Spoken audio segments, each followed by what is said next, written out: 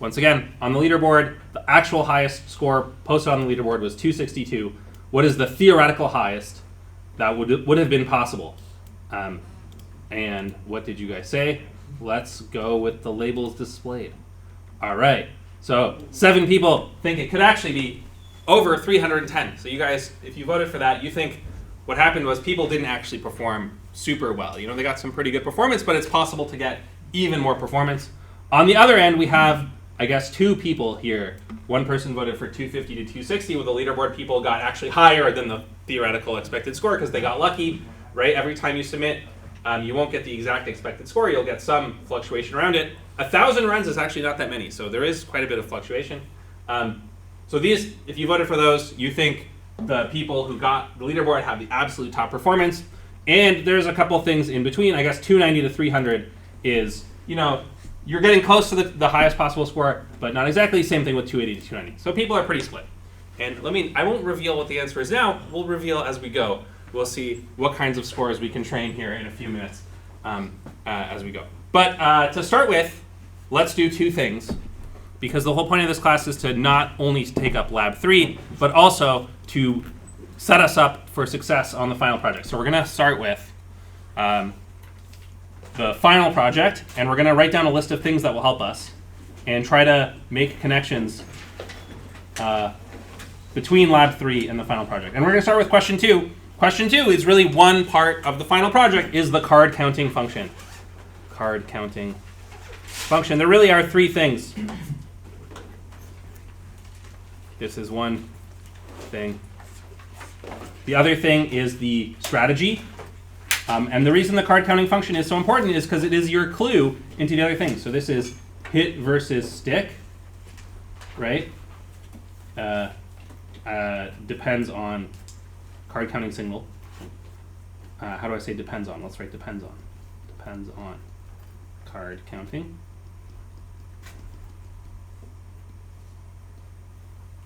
And betting, which also depends on card counting.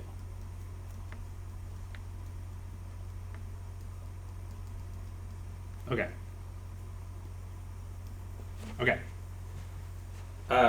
So question 2 on Lab 3 was all about this card counting function, and I just gave you one simple example was, let's just keep track of the average of the cards left in the deck, and that is a totally valid thing you could do. There are many other ideas. So for the card counting function on the final project, this is like a little brainstorm.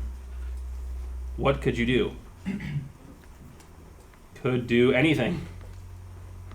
Could do. So the average, that's what you did on Lab 3, and we'll take up in a second. You could do like high cards versus low cards.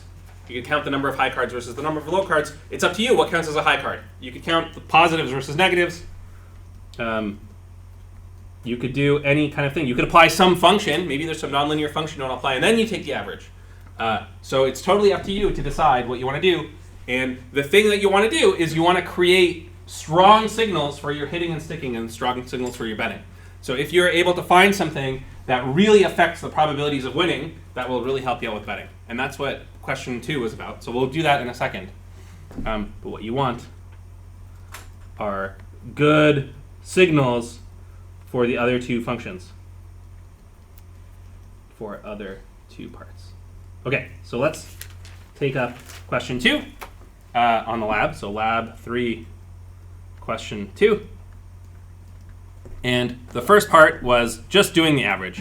And this was a variation of the online average algorithm that we did in class. So if you followed how to do the online average by doing this 1 over the number of cards, then you can get to a formula that looks like this. So let me do this. Oh, by the way, as we go, I'm also going to put some practical tips, which also now you guys will appreciate more. One practical tip is use sections in your worksheet, because it's going to get quite long, and you're going to want to scroll around. Right now I have different sections for Q1A, Q1B, Q2A, and the printout of the Q1B policy. But it's really nice to be able to navigate around quickly. Otherwise you have to scroll a lot, it gets annoying. So maybe I'll also write these down as like life pro tips for programming. These are like quality of life tips.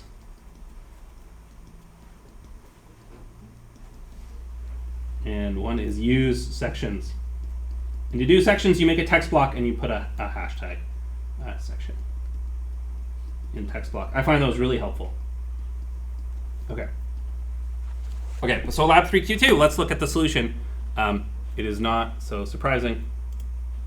Q2A, and I guess Q2B is underneath it.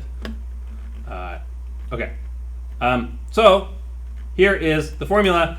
You had to change two things. You had to change one of them to what it is initially. So what do you do on the initialization? And what I did is I just typed in the deck. I took the mean, and then I divided it by 30. That seems like it has two means in it. Okay, probably I just want the mean. There we go. So that's what you had to do. Decide what to start it out at. That is up to you, again, on the final project. We want to start it out as the mean of these things. So that works perfectly well. And then the other line that you had to figure out, and this was like the closest thing to on this whole lab of doing pen and paper math, was figuring out this formula. How do you update the card counting signal? Well, you take what it was before and you subtract 1 over the number of cards left in shoe, and then the difference between the card you saw and what you had before. When we were doing the mean, this was with a plus. This time it's with a minus, and that's because you're doing the average of the cards that are left in the deck. So when the card comes out of the deck, you take it out of the average with a minus sign. But otherwise, it's an identical formula to what it was before. So that's the thing. I think most people got this. Any questions or comments about this one? So when you're doing your project, you can do much more complicated things than this if you want. But this is a possible thing you could do. You could also just count, is it a high card, is it a low card, count the number of highs and lows, and then it would be something like, if it's a high card, subtract 1, if it's a low card, add 1, that kind of thing, which is what people do in real life blackjack. Okay, so that was pretty straightforward and simple. Another thing people struggled with was question 1b, and in question 1b, all I did was add in a couple little lines here. So what I did is, before, at the beginning of every hand, I calculated the shoe mean. I actually did it by doing the mean of the actual shoe, which is a great way to make sure there's no bug. So you saw I had a divide by 30. You could also use the card counting signal here, and I think some people had some struggles with like a bug in question 1a, and then they tried the card counting signal in question 1b. This would be a good way to compare. You could have it output the difference between the shoe mean and the card counting signal as you go and make sure that it's right. But in any case, that's what it is. The shoe mean index, that was the formula that I used. Multiply by 10 and add 100, which worked nicely. And then, okay, everything else is the same as from the simulation, except for at the end, when I see who wins, I do some stuff. So here is the stuff that I did. These are the 3 lines that were added. So I added 1 to the number of times we visited that index. That was the plot you saw on CampusWire that I'll go over in a second. So counting the number of times I visited each of the shoe means. And then I update the probability by doing this 1 over the number of times it's visited times, if you win, it goes up by 1, otherwise it's a 0. So it's counting 1s and 0s here with a 1 times 0 if the player wins. And again, it's doing running the online algorithm for doing the average. You could also just add them all up, so you could have something called the number of times you won, and then at the end, you could have the number of times you won divided by the number of times visited. That would be the same thing. But this way, you get to know the probabilities as you go, which is nice. So that's all you had to do for question 2. Add these 3 lines at the bottom, add the 2 lines at the top that calculate the shoe mean, and put it all together. And if you plot it, you get this picture, which was shown on CampusWire as an answer. So here are the number of times you visit each of the indices, and here are the probabilities that we got. And you can see that actually, as you're playing the game, a lot of indices are much more likely than other ones. So having an index in the 120s, this is where it sort of starts. That's an average of like 1.5 of all the cards in the deck. That's what it starts at. And as you play the game, the average kind of fluctuates up and down around this average. So it's no surprise that there's many more versions. You have hundreds of thousands of visits to here, and only like a few thousand visits to some of these other ones. And that's why in the center here we have a very straight line without much fluctuation. These are very accurate estimates for the probabilities, whereas these estimates are quite noisy because we just didn't have a lot of samples. But that's okay, because we mostly want to know these ones. These are the most important ones to know. So that was question 2, which was relatively, or supposed to be relatively straightforward, and it's supposed to just get your creative juices flowing for what you're going to do on your card counting signal. And the exciting thing to notice is that you can tell when you are likely to win a hand and when you're likely to lose the hand just based on the average. So if the average is quite low, then you are quite likely to win. You have we were pretty sure here it's like 60%. That's already above 50%. This is a good time to place some bets. But if it's really low, this is like 80%. Here where there were some, these were probably only seen a handful of times, but you won literally every hand, 100% of the time. So these are situations where you should be thinking, aha, in my program, I want to set it up so that the computer will know when it's likely to win from the card counting signal and will place really big bets at that moment in time, right? Which is what you did in question 1, is you figured out how do you translate the knowledge of winning or losing probabilities into how big your bet should be. We'll talk about that in a second. But in principle, you can imagine this is a way to steal a lot of money from the casino, right? You know you're likely to win. You're like, I'm betting all my chips now. And in fact, real-life casinos will kick you out if you do this, because they don't like it, even though it is allowed. Okay. Any questions or comments? Does anyone have a guess? This is one thing I haven't looked into it fully, but I think I have a guess of why it is that you have such a high chance of winning when the average is low, when the average card is low. Does anyone know what that is? Why would it be that so for whatever reason, the deck has, some of the big cards are gone from the deck, there's more negative cards than usual, the deck has a low average. At 100, it's just barely negative. So it's starting to be very negative over here, but here it's barely positive. But they're low cards. And that seems to mean that the player wins more often. Why does that mean that the player wins more often? Or why could it be? Yeah.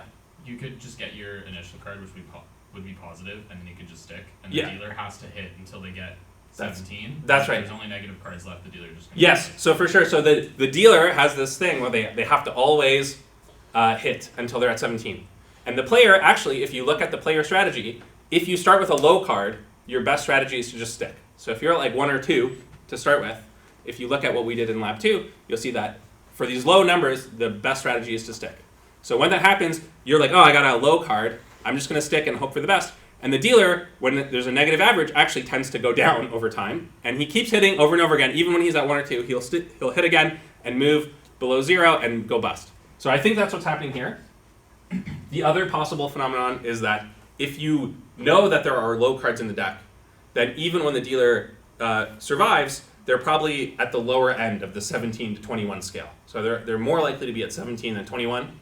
And so if you kind of are a player and you get to 18, you can be like, okay, I can just like safely stick here, and it's like unlikely for me to lose.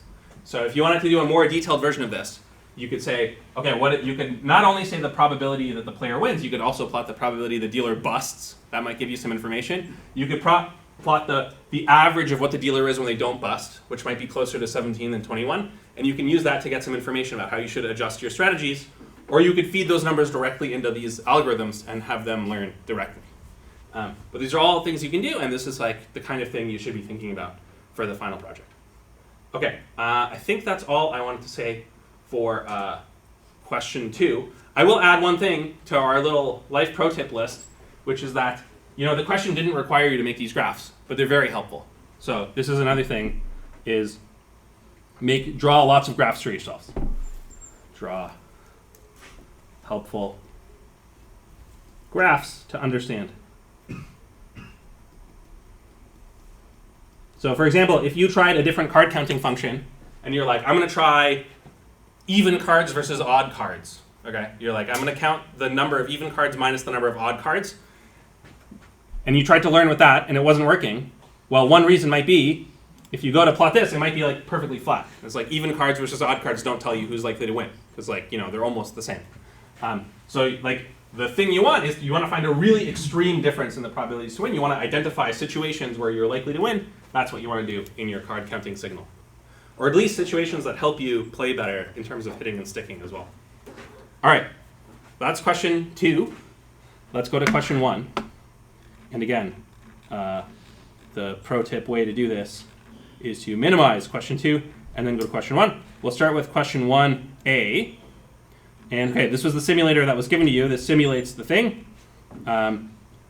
So in question 1a, you had this generate p-win, and the whole point of this question is that in this question, generate p-win is some like actual thing that is like given and you're not supposed to peek at. In the final project, generate p-win is the whole game of Easy 21 that we did in lab 1 and 2, right? So you're betting, and then you play this game of Easy 21. Sometimes you win and sometimes you don't. And the probability of you winning is some random thing that depends on the number of cards in the deck and things like that. So you won't know what this is. It'll be some complicated thing. But you can simulate it, because we did that in lab 1 and 2. So just like we had a generate p-win here, you can make your own generate p-win function from lab 1 and lab 2. Okay, great. That's the simulator. Here is the simplest possible thing you could do to check the value for one state at a time. So here, if you want to know the value of the state 8020, which means, it should say 2080, I believe. Yeah, t is 20, x is 80, and I want tx. I don't know how they got flipped. Maybe I just have to run this again? Let's run it again and see. Oh, everything turned off. Okay, we're going to have to... Oh yeah, there we go, 2080. Okay. So that's a really simple way you can check one state at a time by just running a bunch of episodes from one single state and averaging them. Of course, this only does one state at a time. It's very inefficient. If you tried to do this for the whole thing, it would take forever and wouldn't be great. But this is a really good sanity check. When you're doing more complicated code later on, that's like hundreds of times more efficient, you can always check one state and see, is it about right? So the value of the state 2080 should be a little bit more than 80. It's like 83, right? So if you have $80 and you're betting at this casino, you should gain a little bit of value over 20 rounds. This is for the policy of always betting one, right? Which kind of makes sense. It's like, the casino's kind of in your favor. So if you always bet one, you go up a little bit. Kind of makes sense that it should be 83. But this is a really good sanity check. And whenever you have a bug, you should try to think of, what's the simplest thing I could do to check and see if what I think is working is working? I'm going to add this to the list. Think of simple sanity checks.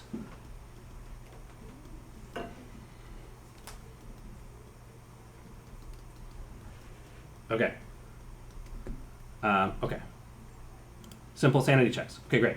The value iteration solution, this is how I found the exact answer so that I could grade you guys on the auto grader. But here is the TD learning solution, which is the kind of thing you would do for your solution. So a couple things. One is I started the value function. I started it at an initial guess, which is at all the times, if you're at position X, your value is X. That was a good initial guess to start with.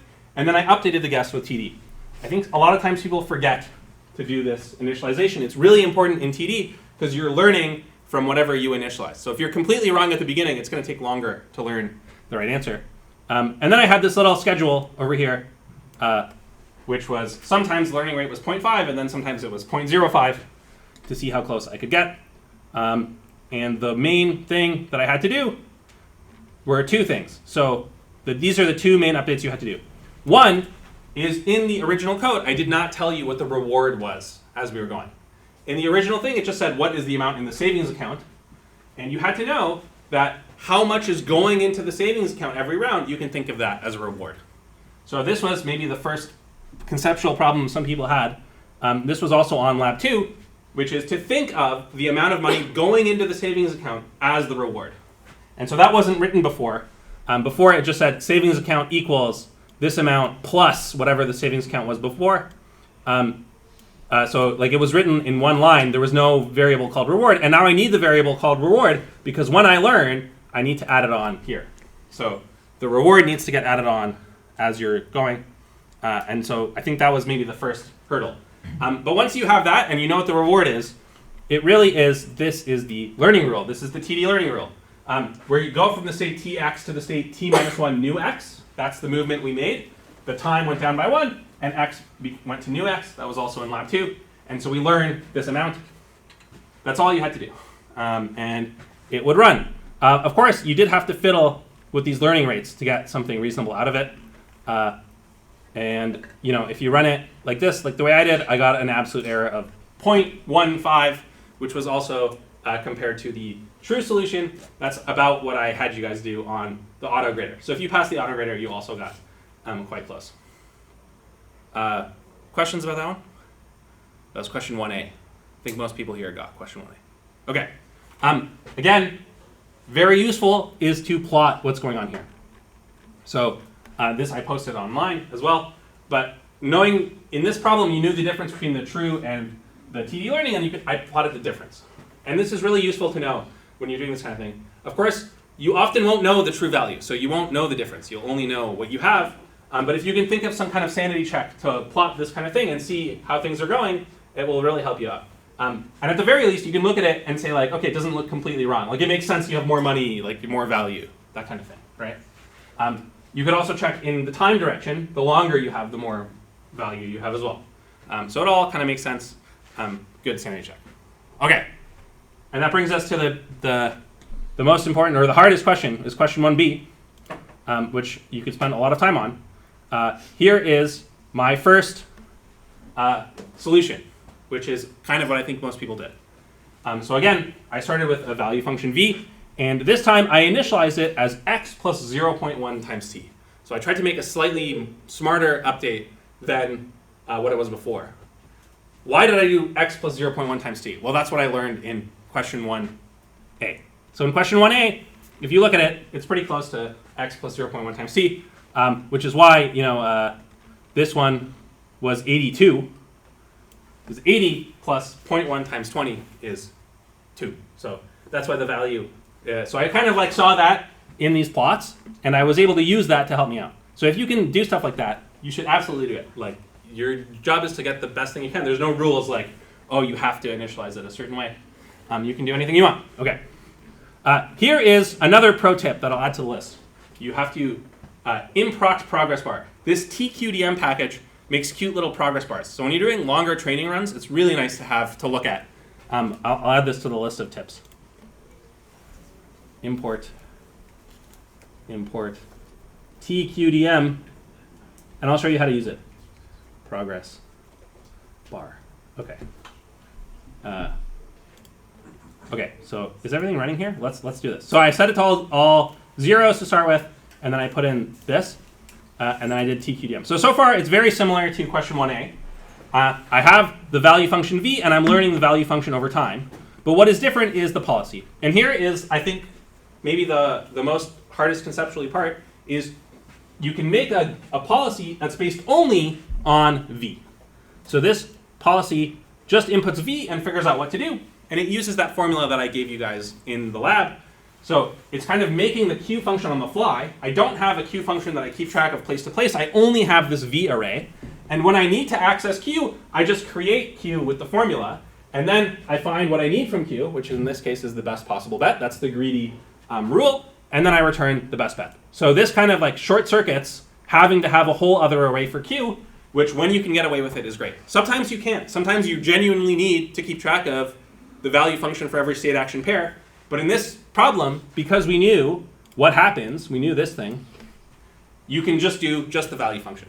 And for a lot of the parts of the final project, you can do that as well. So when you can do that, it really helps you. It makes the code a lot easier to handle, less moving parts. If you have a Q and a V floating around, it's really quite annoying. I highly recommend you either do Q or V. So if you can get away with just V, great. If you need to have a Q, then don't have a V and have a function that calculates V on the fly based on Q. Because otherwise they get out of sync and then like everything is a mess. Okay, so this one just used V to find the policy. And then here I did 15,000 iterations. And I did the iterations I put the TQDM around it. And you'll see that'll make a little progress bar, how you do it. It did take me quite a bit of experimentation to learn this learning schedule. So I have 3 phases. In the first third, the learning rate is 0.2 and epsilon is 0.1. Then epsilon is 0.1. Learning rate is 0.1, then epsilon is 0.05. And then the learning rate is 0.05 and epsilon is 0. And I think some people will be surprised to see that I made epsilon 0. What's up with that? And I think this was why some people didn't have very performant things. I have a quick little mathematize about this one. Epsilon near the end of training. Why is it important to make sure epsilon equals 0 towards the end of training? I think some people didn't do this, and they ended up with lower performance than they could have had. So I'll give you a second to type in the word cloud, why you think it's true that you should make epsilon 0 like I did. And while you guys are answering, we can run the thing. So you guys have until this finishes running to figure it out. So I'll run it, and we'll talk about what it does. But you get this cute little bar. Look, you see this little bar? That's the TQDM. It's telling me how far into my 15,000 episodes are we. and it's counting up, which is a fun little thing to look at. And you get a sense of, it gives you an estimated time. So if you want to go get a pizza or something, you have 35 seconds.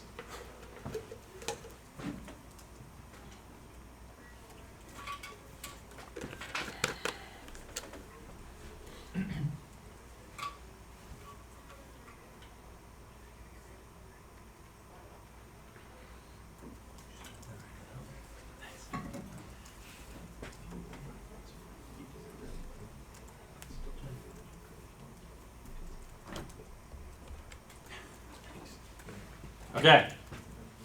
The TKDM says we have 10 seconds left. This is the timer right now that we're using. I'll zoom in even a little bit more. Okay, 95%. Okay. So let's see what people said. Reveal counts. Why should epsilon be 0? And the word cloud says best policy. Okay. That's the kind of right idea. Exploit every time. Yeah, so at the end, right, we know that making epsilon higher actually degrades your performance. It's terrible for your performance. What it is good for is making sure you explore the whole space. And while you're learning, you want to make sure you do some exploration, but kind of near the end, you want to have a highly performant thing. So if you didn't make the epsilons go down to 0 fast enough, you're kind of submitting like kind of a drunk gambler who makes like random bets, right? Who's not as good as the sober gambler who knows the right bet size. So yeah, you want to switch to pure exploit. Yeah, very nice. You people have that all figured out. Great. This one I will not say out loud. Okay. Let's go. Yeah, you missed it. Too late. You got to pay attention to it. All right. It says explore, baby. Wait, it says exploit. Okay, never mind. Okay. Let's go back over here. So this ran. It took about 1 minute to run. I did 15,000 runs. 5,000 runs in each of the 3 situations. So kind of highest learning rate, then lower, then even lower. Another tip I use, this is like maybe, again, a bit of a hack, but like you're allowed to do these things. I only started between 45 and 55 as my initial bet. So I didn't even bother learning what would happen if you have a bankroll of like 100 at the beginning, because I just want to submit to the leaderboard and get a good score, and you start at 50. I could have started at only 50, but this way I'm like, exploring a bit by doing that. So I'm kind of implementing some explore here outside of my epsilon by changing where I'm starting. Okay, the rest of the code is very similar to what it was before. Here's the epsilon greedy. So I implemented only the function myGreedy policy, and then I put the epsilon greedy in here by having it choose things that way. I find that a little bit easier than having a whole function that does epsilon greedy. Okay, so that was different, but everything else is exactly the same. So this was all the stuff from Q&A, writing out the reward, and here is the learning. It's exactly the same as before.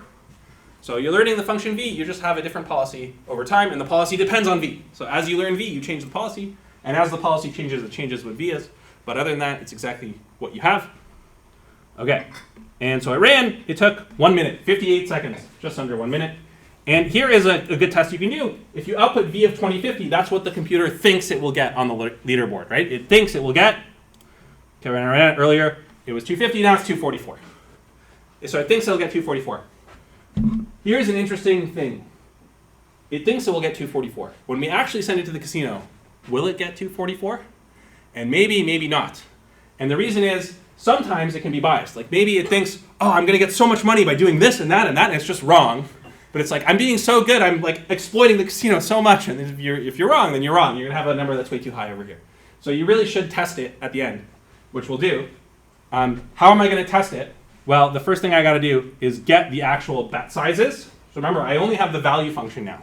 If you want to extract the bet sizes from the value function, you have to run the myGreedy policy, and you have to run it on all the possible things. So this is a place that's actually quite slow because I have 3 loops. This takes 2 seconds just to calculate from v what it is. Of course, you could write a much faster version that does it with vectors. That would be a thing you can do. And also, as a sanity check, before I even test it, I made some plots. So here are the plots. I made 5 plots. Let's see, can I zoom into the plots? So here is the value function. And I didn't just put in the raw value, I put in how much better we are than the value function we had before. So that's a good sanity check. If that is around 0, that means something's not working. Like we should be getting a lot more value than the betting one strategy. And then I also plotted over here the bet sizes for different things. So when p equals 2, that's a 20% chance of winning. You probably should be betting close to 0. And it looks like actually something's going slightly wrong over here, where it's finding mostly low bets over here, but here, for some reason, at this particular time, it thinks you should bet a lot of money. Like you have a 20% chance of winning, you're like, yeah, all in. Like, no. So this is a sign that like it hasn't fully converged yet. So like if I wanted to improve my performance, I would look at that and say, that doesn't seem right logically. If I run that for longer, probably it'll go down, and probably it's like learning as it goes. If you really wanted to check, you could plot it as a function of time, like early in training, late in training, and see, is it going down or what is it doing? But that's a great signal as a human to try to figure stuff out. Here is p equals 5. That's a 50% chance of winning. And here it looks like if you're at 50 or higher, you want to bet, and if you're kind of 50 or lower, you don't bet, which it seems plausible. Again, there's this one particular time where the computer is like really happy, and it's like, I'm going to bet all my money when there's 13 rounds left. Like it's some kind of superstition that it's developed. Here is p equals 7. This one looks very good to me. So if you have a 70% chance of winning, and it's near the end, you probably want to bet all your money, exploit as much as you can. And here is 90%. And this looks great. So first of all, it's nice and smooth, and it's like if you have a 90% chance of winning, bet all your money. When you're less than 50, you don't bet all your money. You bet some lower amount. And I guess because you don't want to go broke. If you go bankrupt, that'd be really bad for you. So you want to like avoid going bankrupt if you're low on money, but you want to exploit when you're high on money. So this seems pretty good. We thought the score was 244, and yeah, those are the plots. But you really should test it out at the casino. This is what the leaderboard does. So this code runs the leaderboard 10 times. So it does exactly the leaderboard code 10 times. So if I was going to submit this program to the leaderboard, I would have a score somewhere in the 240 to 250 range. And it looks like it's actually overperforming what it thinks. So somehow the computer is like a little, its values are lower than what the real values are, which could be because when I initialized, I started the values quite a lot lower than what they are now. So, and they slowly over time go up. So this is another sign, the fact that this real truth is higher than what it thinks is a sign that it hasn't fully converged yet. I could run it for longer. Maybe I need to improve, if I increase the learning rate, it could also help too. Yeah. For the p equals 2 graph, Yeah. it looked like it converged a lot better on the left. Could that be a function of starting in the middle and the winning probability is low, so it doesn't visit the high states very often? Yeah, it's possible. It could be something as simple as like the difference between the good bets and the bad bets is more extreme at the low end. So it's like the rate at which it learns is somehow the difference between the value function of what you did and like the best possible one. Right. So if like there's lots of really stupid bets you can make when you're low on money, then it'll learn pretty quickly not to do that. But yeah, it's hard to know without like doing more experiments. But you can definitely try to trace it down, like plot this over time. You pick one state and plot as a function of like I'll do a line graph as it's training and see what it's learning. You could also do like an average of some region to make it one number. And so this is the kind of thing like if your code's not working, you got to think of like stuff to try and do. And like very often for me, it's like let's like get in there and see what it's doing. It's a little bit like a car mechanic, right? Like you're like I pressed on the gas pedal and we didn't move. So like time to take apart the engine, look inside, and like see what's going on. Yeah, I kind of got the feeling that not a lot of people plotted these things for different P's. Did anybody make plots like this? Similar. Yeah. So you definitely want to be doing this in your thing. You want to have ways to diagnose what it's doing and see like when is it betting a lot of money? When is it not betting a lot of money? Like is it doing things that make sense? Okay. So that's great. So if you submit this to the leaderboard, you get a score of like 250, which was my test run. So on the leaderboard, I have some test run here, which is over here, I was right around this. So that was the code I used, and that was what I was expecting most people to do.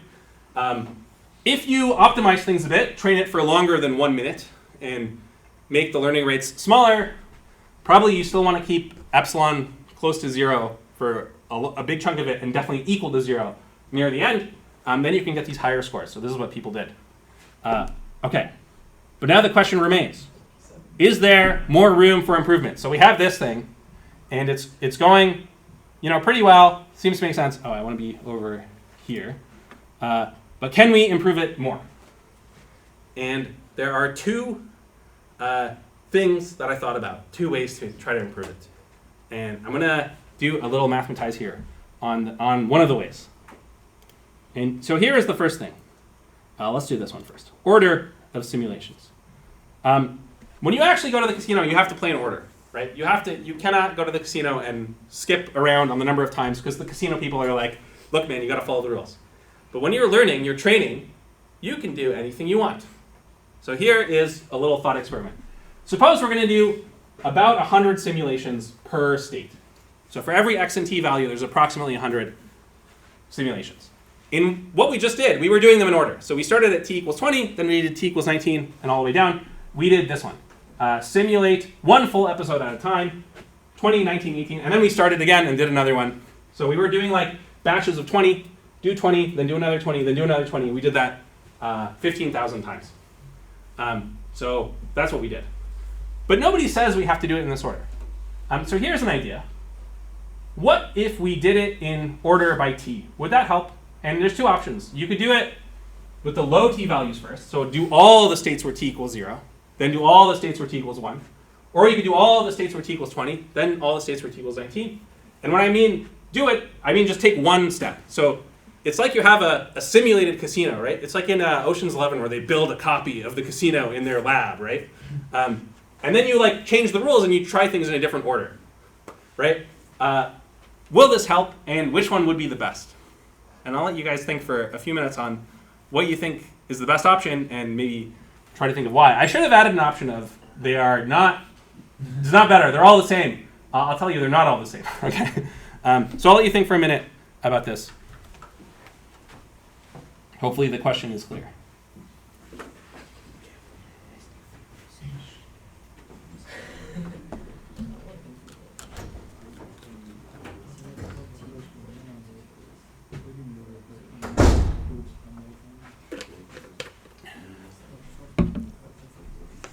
So when you're doing the simulations, we always ran through from, we did full episodes. So we ran through t equals 20 and then obviously go down to 0 each time. But you can basically simulate one row at a time. So start here and just go one step up. And so then you could either you could start with t equals 20 and just simulate that a bunch of times at 19, or start from t equals 1 and simulate one step up.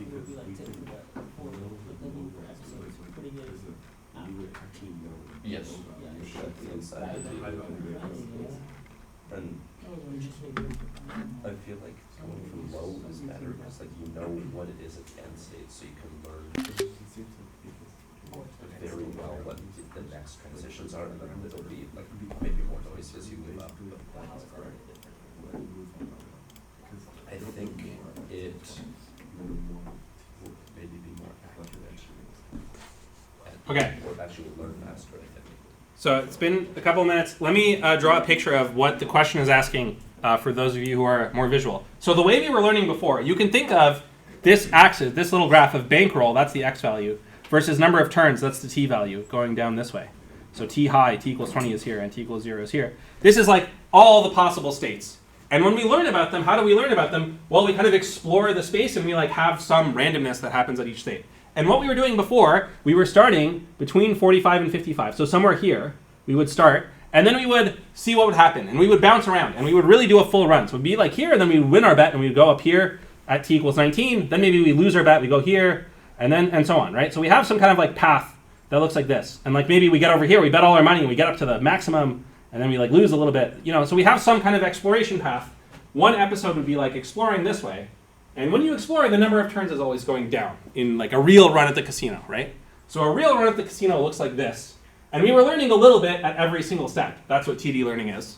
And we just repeated that 15,000 times. So we got do, and then we would start again here, and then go do some other one. But you could do them in a different order. So that's the question. So you could, for example, just say, let's learn about this one. And then now let's learn about that one. Now let's learn about this one. Now let's learn about that one.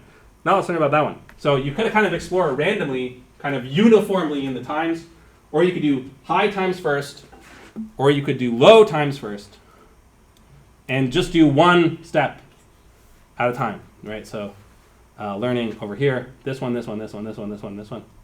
So that's the question. What's the best order to learn about things in? Okay, let's see what people said. We want to go here. Okay. No, we want to go here. All right. everyone's answered. And let's reveal the counts. Okay. So we got 7 to 4 to 2. So 4 people said 1 full episode at a time. That is what we did before.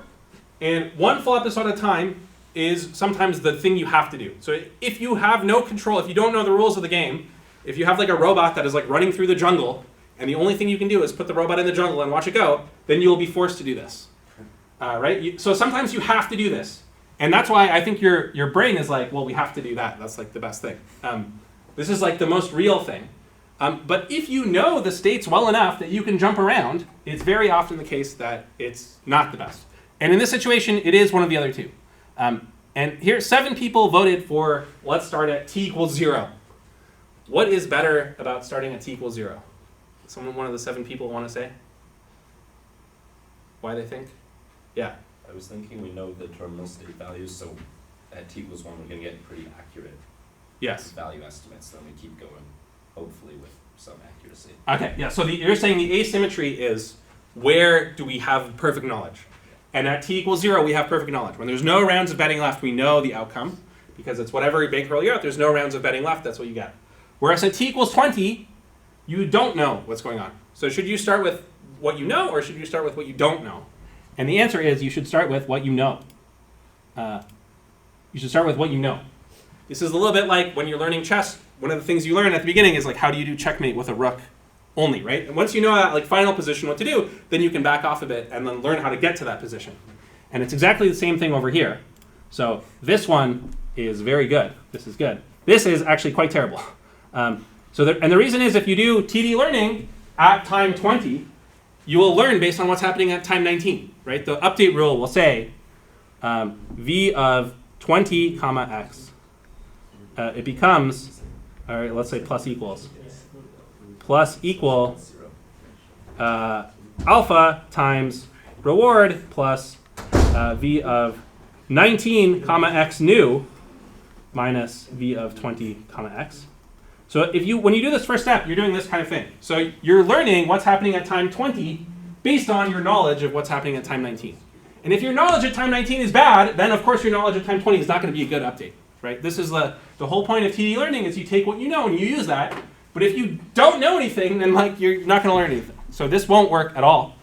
On the other hand, this one will work because the first thing you'll do will be to do time 1, say. And at time 1, you're going to learn V1 is V0 like this. And this one you know exactly.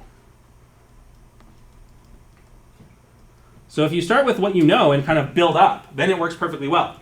Your knowledge at time 1 will be very accurate because your knowledge at time 0 is perfectly accurate. And then once you've established your knowledge at time 1, you can do time 2 and then time 3 and so on. So this way is a lot more, it makes sense. You have the arrow of time helping you, and it's helping your knowledge grow. So this was the next thing I tried in my little solution thing over here. Okay, learning about the states in order. So here I implemented exactly that. So same start as before, v is 0. The actual code is exactly the same. The only thing that's different is the order of the iterations here. And I'm resetting the x value, right? So I'm just telling you what the x value is. Before the x value was some random path through the space. And now I'm just like, we're doing x equals whatever. Like I'm just telling the computer x equals whatever. And because I'm telling the computer x equals whatever, I don't even need to do like any epsilon greedy. I'm exploring like by fiat. I'm like, go there, go there, go there. Like I'm telling it to explore. So when you have the chance to do this, this can be a good thing. So here we go. And I'm doing 100 iterations per state, which is it's a little bit less than what we did before. I think the whole thing runs in about 30 seconds. Let's see. Okay, hopefully it'll work. Okay, so there's a little TQDM bar with 20 for each time. So t equals 1, then t equals 2, then t equals 3, and so on. It's moving up, and it takes about 1 second to do one t value. So we'll be done in about 15 seconds. So the code is exactly the same, except for I did not do any epsilon greedy. So just pure greedy here. No epsilon greedy because I'm already exploring by sort of fiat. Okay, 19, 20. Okay, let's see. Calculate the bet sizes. Takes a couple seconds. And then plot the plots. Let's see if these ones look better or worse. Okay. So there are the plots. this one looks very nice. Here's the bet sizes from 2. This is looking a lot better than it was before. You can see it's mostly all zeros. It has one little hotspot over here that's around 12 to 14, but it kind of looks to me like it's slowly settling down to 0 and it has a couple spots it's still learning. The bet size for 5 is also quite low until you're at like t equals 1. Here is the bet size at 7, and you can see it's doing a nice job. It's going all in here, and it has some. If you have a lot of money, you still bet a lot at 7. And here is the 9, which looks pretty good, like before. Let's see what it did. Okay. So here is testing it again on the leaderboard to see what it's actually doing. And here we're getting scores: 279, 284, 276, 277, 275. So same exact iterations as before, but just learning them in a different order. And by kind of like building our own casino and doing them in order, we're getting a slightly higher result. It's also interesting to see what does it think it's doing, which I think I forgot to do. Let's do that. So code. What is v of 20 comma 50? What does it think it's doing? Okay. It thinks it's getting $363, but it's actually only getting like $270. So even though it has the wrong answer by a lot, it's choosing good things. And probably what's happening is it has some, right, it's doing this because I did pure greedy. It's doing pure greedy. It's like, oh, it'd be so great if we go over there. It turns out that's like a bit of an overestimate just by chance, right? And then it's like over here, and it's like, oh, it'd be so great if we go over there. And that's also an overestimate. And these overestimates add up. So it has quite a high overestimate, even though it's very performant. So this is the best one we've seen so far, but it is not fully converged yet. So you could add some exploration in. You could, once you have the policy, you could go back to Q1A, use that policy, and get a very accurate V. Lots of things you could do to fix this. This is the kind of thing you'll have in the final project. Okay, so there we go. These are in the range 270 to 280. Very nice. Questions or comments about any of that? I will say this kind of lesson I think will be really important for your final project because you have 3 moving parts, right? And if you try to do everything all at once, it will be a lot of stuff. Like it'll work, but it'll learn very slowly. So it'll be better for you to kind of like pull out little pieces of each one and like learn that really well, and then put that into the whole system and have it work all together. So kind of do things, think about smart orders to do things. Quality, this is, I guess, a tip. Let's write this down in a fun way. Go your own way, right? So there's no reason you have to learn end to end. You can kind of learn these things separately. You can put the computer in lots of situations. Another good example is, say you've decided what the bet is. Instead of, well, okay, actually I'm going to talk about this one in a bit. So let me not say the thing I was about to say. I'll save it. But do things in a smart order. Okay. All right. Questions or comments about any of this stuff, or yeah? In your code, Yeah. Were you changing your policy as you were running? I'm assuming you. Yes. Yeah. So the policy is a function that inputs the value function, and then it just. So I'm just using this myGreedy policy, which depends on v, and it's maximizing. It's essentially maximizing over the q that is based on the v. And so every time it runs, it's always using the most up-to-date V. I see. So it did update it every single. It did update as it goes. That's right. So it's doing lots of little updates to V. V is always the best guess we have at any given time, and then we're always using that to come up with the thing. Any other questions or comments? Okay, here is the last improvement, and it's something that got mentioned in one class, and I did not make a big deal out of it, so I can see why it flew under the radar for everybody. And I came up with a little classic thought experiment here with Alice and Bob playing basketball to try to motivate this idea. Okay, so here's the problem. Alice and Bob, they're at a carnival and they're playing one of those like basketball shooting games where you try to like shoot baskets. Okay, Alice has practiced shooting many times, and she knows that her chance to score a basket is like 40%. So she's done like hundreds of baskets in the past, and she's pretty sure it's 40%. Bob has never played before and does not know what his chances are. So Bob has no idea if it's 40% or if it's 80% for him. Maybe he's the next LeBron. It's going to be 100%. Okay. So in the game, they move from the state 0 out of 0, so zero baskets out of 0 shots, and they're either going to move to 1 out of 1 basket out of 1 shot, or 0 out of 1. So if they score, they go to 1 out of 1. If they miss, they go to 0 out of 1. And you should think of they're playing some game, they have a value for each of these states. So they have value of 0 out of 0, value for 1 out of 1, value for 0 out of 1. And they're going to move from this state, the starting state, to either this one or that one. The first time they play, both Alice and Bob score, and they win. Okay, they win 1 token. They move to 1 out of 1. So they're playing the game. They both sink their basket, and they both move to this state. Now they're doing TD learning, so they both update their value functions. Now, what is the best way for them to update the state v of 0, 0? And here's Alice's best update, and here's Bob's best update. And I have some options for you. There's 2 options. One of them is the classic thing we wrote, and one of them is slightly different. I want you to look at the formula and see. If I click on it, does it give me the options? Yeah, okay, so here are the 2 options. One of them is what we did before. It's like the where you went minus where you were. So times the learning rate. And the other one is this weird thing with this 0.4 and 0.6. Where did those come from? I'll let you stare at it for a bit and try to think of what it means and what it could be. So I'll let you think about that, and I'll give you a minute.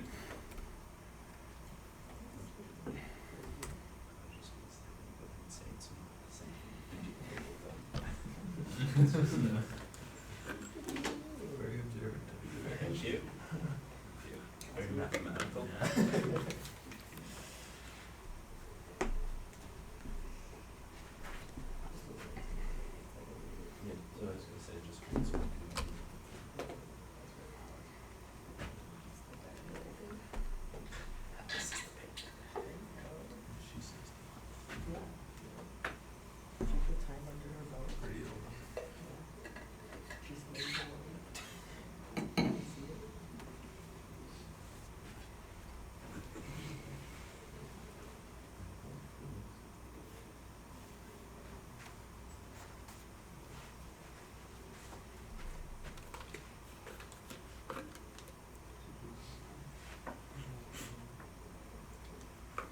Okay, 10 people. I think almost everybody's answered. Okay, I think that's everybody. Let's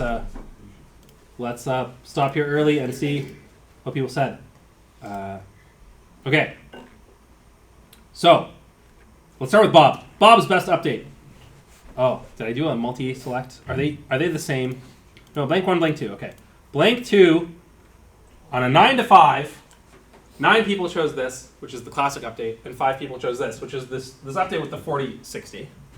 And then for Alice, what did people do? For Alice, 10 people chose the 40/60, and only 4 people chose this. And the correct answer is that for Alice, she should do this 40/60 update, but for Bob, they should do the other update.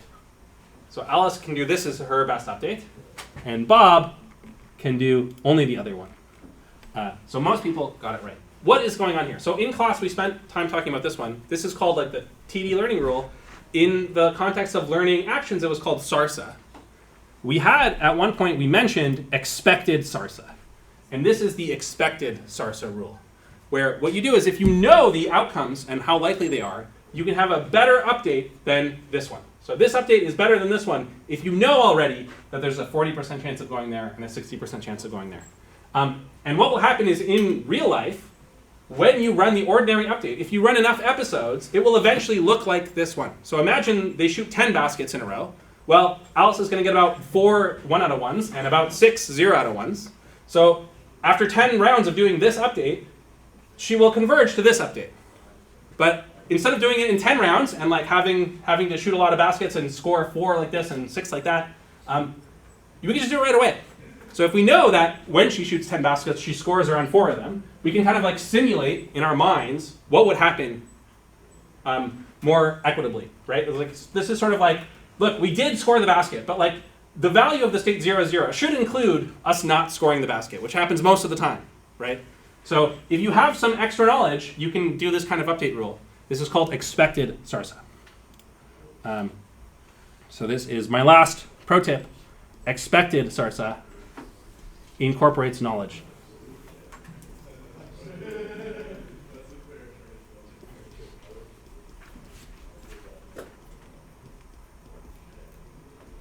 Okay, so the rule, instead of being v of st plus 1, becomes plus equal. This is the classical rule. Plus equal alpha times v of st plus 1 minus v of s. Okay, I guess this should be v of st. Okay.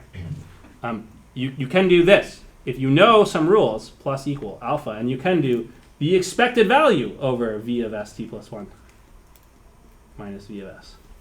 And this will be better. So this one works because after many, many rounds, it will converge to this one. This one is like kind of like doing lots of steps all at once. Like this is like, this expected value is like doing some heavy lifting of doing many steps at once. And of course, you can't always do this if you don't know the expected value, right? If you don't know the expected value, you can't do this. But if you know something about the rules, then sometimes you can do this kind of step, and it will really help you out. So yeah, that's a good. This is also related to like off policy learning. See also off policy. Off policy is when you kind of do things in a different order than what you're learning about. This is related to that. Okay. Let's put this rule in, and I'll show you how it works inside our code. And you actually could have done it in either one. So if you go back to the code that I was expecting most people to do, you can incorporate that there. So TD policy, this is the 15,000 iterations with the schedule. Okay. So here it is. Here is the little rule. I'm going to switch it out, and it was commented out. And this is like learning, like Alice is doing, based on what could have happened. So instead of saying we won or we lost, let's say we'll update based on kind of both winning and losing. And we know the chance of winning is this, and the chance of losing is that. So we can have an equal, like we can have some kind of mix here of what happens when we win and what happens when we lose. And that mix is more accurate than when we win or we lose because like it correctly incorporates the chances. So it's not like, oh, I won, I'm going to buy another lottery ticket. It's like, well, I won this time, but like, you know, on average, I don't win. So it incorporates, we've replaced the v with a linear combination of all the possible states, x win and x lose. It's not just what happened, it's what could happen if you win plus what could happen if you lose, weighted by the relative probabilities p. And if you run this one, so this is the same exact one we had before that most people did in their actual thing, just with this expected SARSA rule added on. Okay, so this is the one that takes 15,000 iterations, takes like 45 seconds. Maybe it takes a minute. Okay, we'll wait a minute. Any questions or comments, by the way, while this is running? Yeah. Never mind, I can answer that question. But my question was that for when you estimated the value function, you Yeah. did it was like 0.8 times 2.2. Sorry. Yeah. Like 80 times 2 whatever to Yeah. estimate. Uh-huh. I was gonna ask if that was that's Well, that's only the case when you for the bet one policy. right. And that's because if you're betting one every time, that it makes sense that it would be like linear in t. Right. But if you can change your bet, then it doesn't really work. Is that similar to expected SARSA what you were doing there, or no? Oh, I think what you're saying, you know what? It's similar in that if you wrote down the rules for expected SARSA, I think x plus 0.1 t would solve it. And when you're doing the bet one policy, you can really check that it solves it because x win and x lose are like x minus 1 and x plus 1, and then it, like you can check that it actually works. But yeah, for more complicated things, this will not work. Yeah. Beyond the reward win in that update, Yeah. is there anything that actually depends on what the result of the bet was? No. It's just that. Yeah. piece there? So you really should think about it like we're at the casino, we're watching what happens, and we're learning from seeing things happen. But whether or not at the end we win or lose is like completely like you could actually delete this line, and it would be fine. Like whatever, it doesn't matter for this. Yeah, this is it's really important. You separate out like running it for real and like learning about it. You really should think about them as very separate. There's a question back to you. Yeah. So I don't understand, if we know for expected Yeah. SARSA, like our probability of winning, we have, like, Yeah. we know what we should be doing. Yeah. Why do we then even update the value for that third step? Okay, yes, because so we know, the reason is, this is a great question. We know like some things and we don't know other things. So for example, we know that in this problem, we know that with a given p-value, we know in the next time step the probability we win or lose. But like we don't know the value from those states because it depends on like what probabilities we'll get later on. So with a given p, we can know what's going to happen, but like later on it's so complicated we don't know. A great analogy is in your final project. At some point in time, there's the deck of cards, the shoe, and like you can look, while you're training, you can look into the shoe and know exactly what's in the shoe, and from that you can do what we did in lab 1 and lab 2 and figure out exactly the probability the dealer will win, right? Like you can calculate, given the shoe, exactly the probability the dealer will win given the shoe now. But like, can I answer the question, what will happen 3 turns from now? Well, it's gonna be some really complicated thing because some of the cards will be gone and like which cards will be gone and like, it's actually quite complicated. So the step is doing a mix of updating the value v, which is like learning about something we don't know, and using the expected value only over like one little state where we do know enough. So I guess maybe I should also include, and this will maybe make it more clear, this is the expected value given st, right? So you can, if you can do this just by like one little step and take what you know and like have a better estimate than just this one, then it will converge faster. So it's kind of like take what you know and use as much of what you know as you can. In this case, that means knowing p. In the full problem, it might mean knowing the full deck, whatever. And maybe this is like a lot of work to figure out. Like you have to make the computer average over a bunch of things, or like do matrix multiplication or something with those m to the power infinities. Like that would be fine. So you can squeeze this out sometimes, even if you don't know the full thing. Yeah. Okay, great questions. Let's see how much our scores improved. So 15,000 things here. What does it think the value is? Now it thinks the value is 258. So it went up from 240 to 258. Let's get the bet sizes and let's plot it and see, does it look a little better? And it's looking a lot smoother here for 9 and 7. 5 is still quite messy. 2, it wants to bet a lot of money on 2. And let's see how it does at the casino. 274, 258, 268. So just by doing the exact same runs as before, we went from 240 to like 250, 260 by doing an expected SARSA instead of regular SARSA. By eliminating some randomness, we are learning faster. And we can do the same thing. You can turn the same thing on about the states in order. So the states in order was the same situation. You can change the learning rule. So there's more than one way to help your thing. I'm changing the learning rule, but leaving the order we visit the states the same. Let's run this one. This one took like, what, 40 seconds or something? My greedy policy, okay. Here we go, running. We should have a little thing, yeah. So learning, t equals 1, t equals 2, all the way up to t equals 20, and we'll see how it does. Okay. Any other questions or comments while it's chugging away?